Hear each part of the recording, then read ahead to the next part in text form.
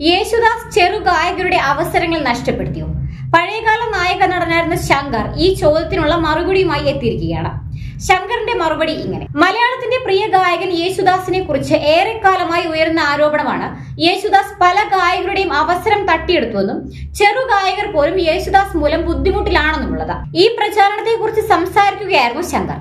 തന്റെ പുതിയ സിനിമയായ എഴുത്തോലയുടെ പ്രൊമോഷനുമായി ബന്ധപ്പെട്ട് ജിഞ്ചർ മീഡിയ എന്ന ഓൺലൈൻ ചാനലിന് നൽകിയ അഭിമുഖത്തിലായിരുന്നു ശങ്കറിന്റെ പ്രതികരണം. പുതിയ ഗായകർക്ക് യേശുദാസ് കാരണം അവസരം നഷ്ടപ്പെട്ടിട്ടില്ലെന്നാണ് ശങ്കർ പറയുന്നത്. സിനിമ എന്നത് ആത്യന്തികമായി ബിസിനസ് മാത്രമായതിനാലാണ് പലതും സംഭവിക്കുന്നത്. അക്കാലത്തെ കച്ചവട താല്പര്യങ്ങളും ഇതിനു പിന്നിലെ കാരണങ്ങളായി ശങ്കർ ചൂണ്ടിക്കാണിക്കുന്നു. സിനിമാ പാട്ടുകളുടെ കാസറ്റുകൾ വിറ്റു പോകണമെങ്കിൽ യേശുദാസോ ജയചന്ദ്രനോ പാടണമെന്നായിരുന്നു അന്നത്തെ സാഹചര്യമെന്നും ശങ്കർ പറയുന്നു. പല നിർമ്മാതാക്കൾക്കും അതിനാൽ യേശുദാസിനെ കൊണ്ട് പാടിപ്പിക്കാനായിരുന്നു താല്പര്യം. ഇന്നത്തെ കാലത്ത് സാഹചര്യങ്ങൾ വ്യത്യസ്തമാണെന്നും ശങ്കർ ചൂണ്ടിക്കാട്ടി. പലരും തെറ്റിദ്ധരിച്ചിരിക്കുന്ന ഒരു കാര്യമുണ്ട്: പണ്ട് യേശുദാസ് സാർ കാരണം പല ഗായകരുടെയും അവസരം നഷ്ടമായി എന്ന്. ശരിക്കും അന്നത്തെ കാലത്ത് ഏറ്റവും വലിയ ഗായകനായിരുന്നു ദാസേട്ടൻ. പുള്ളിക്ക് ശേഷം ഉണ്ടായിരുന്നതാവട്ടെ ജയചന്ദ്രൻ ചേട്ടനും. ഇവർ പാടിയ പാട്ടാണെങ്കിൽ അതിന്റെ കാസറ്റുകൾ വൻ തുകയ്ക്ക് വിറ്റ് പോകുമായിരുന്നുവെന്നും ശങ്കർ പറയുന്നു. എന്നാൽ ചെറിയ പാട്ടുകാരോ മറ്റോ ആണ് പാടുന്നതെങ്കിൽ പൈസയും കുറച്ചേ കിട്ടുമായിരുന്നുള്ളൂ. സിനിമ എന്നാൽ ആത്യന്തികമായി ബിസിനസ് മാത്രം നോക്കുന്നതാണ്. അതുകൊണ്ട് പല പ്രൊഡ്യൂസർമാർക്കും യേശുദാസിനെ കൊണ്ട് പാടിപ്പിക്കാനായിരുന്നു താല്പര്യം. എന്നാൽ ഇന്നത്തെ കാലത്ത് എല്ലാം വ്യത്യസ്തമാണ്.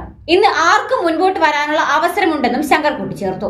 അതേസമയം 80കളിലും 90കളിലും ഹിറ്റ് സിനിമകളിലെ നായകനായിരുന്ന ശങ്കറിന് വേണ്ടി നിരവധി ഗാനങ്ങൾ യേശുദാസ് ആലപിച്ചിട്ടുണ്ട്. അക്കാലത്ത് സൂപ്പർ സ്റ്റാർ പദവിയിലെത്തിയ നടൻ കൂടിയായിരുന്നു ശങ്കർ.